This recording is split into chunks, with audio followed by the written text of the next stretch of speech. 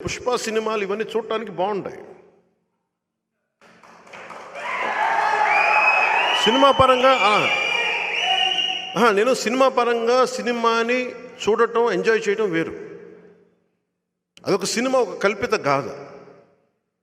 కానీ నిజ జీవితంలో ఎర్రచందనం కొట్టేవాళ్ళు మన భుజాల మీదకి ఎలా ఎక్కించుకుంటాం?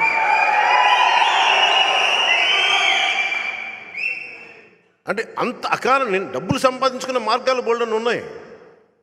శ్రీవారి సొత్తును దోచేయడం కాదు, ఎవరికి పడితే ఫ్రీ దర్శనాలు, అడ్డు ఆపు లేదు టీటీడీ దోపిడీకి. అలా కాదు. నేను నా ఉద్దేశం ఎలా ఉంటుందంటే, రమణ దీక్షితులు గారు, నేను న్యాయం ఎప్పుడు ఎలా ఉండాలి అంటే న్యాయం ఎప్పుడు ఎలా ఉండాలి అంటే తప్పైనా ఒప్పైనా ఒకేలా మాట్లాడు. ఆ రోజు ఆ పింక్ డైమండ్ పోయిందని నా చేత కూడా రమణ దీక్షితులు గారు ఫోన్ చేస్తే నేను కూడా ఖండించాను ఆ రోజున. అదే రమణ దీక్షితులు గారు మళ్ళీ వైసీపీ రాగానే ఒక మాట మాట్లాడాలి పింక్ డైమండ్ గురించి. నా సమస్య రాయలసీమలు ఇదే సమస్య. ఒక అన్యాయం జరిగితే పార్టీలు మారినా మీరు ఎదిరించి నిలబడకపోతే మనల్ని ఎవరు బాగు చేయలేరు. నాలాంటి వాళ్ళు ఒక 10 లక్షల మంది వచ్చినా మనల్ని మనం హెల్ప్ చేసుకోకపోతే ఎవడు బాగు చేయలేడు. నా కోసం చెప్పట్లా, నా బిడ్డల్ని ఎవరు టచ్ చేస్తే నేను ఊరుకునే వ్యక్తిని కాదు.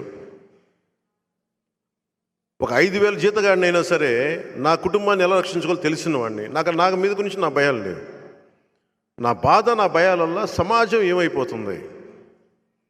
అడ్డగోలుగా మన కళ్ళ ముందు దోపిడీ జరుగుతూ ఉంటే కామ్గా కూర్చున్నాం. రాయలసీమకి రౌడిజానికి పెట్టిన పేరైపోయింది.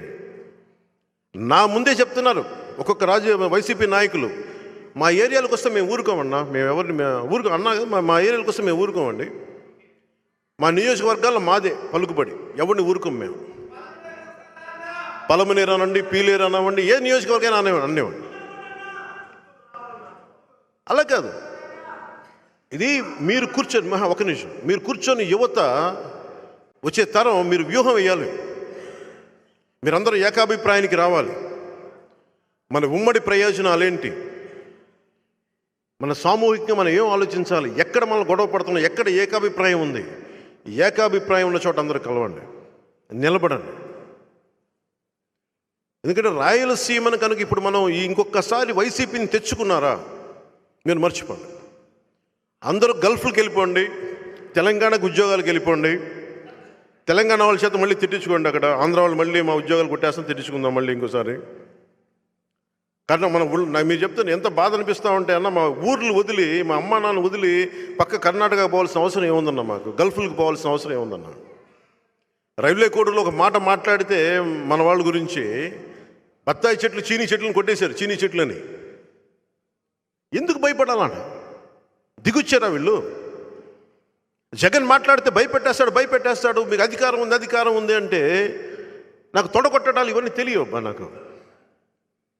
నాకు తొడగొట్టడాలు, గుండెలు చీల్చుకోవాలి తెలియదు. కానీ నాకు నిజంగా ఒకటే అడగాలనిపిస్తుంది, మీరు కొడితేనే దెబ్బ, మేము కొడితే మీకు దెబ్బ తగలదా?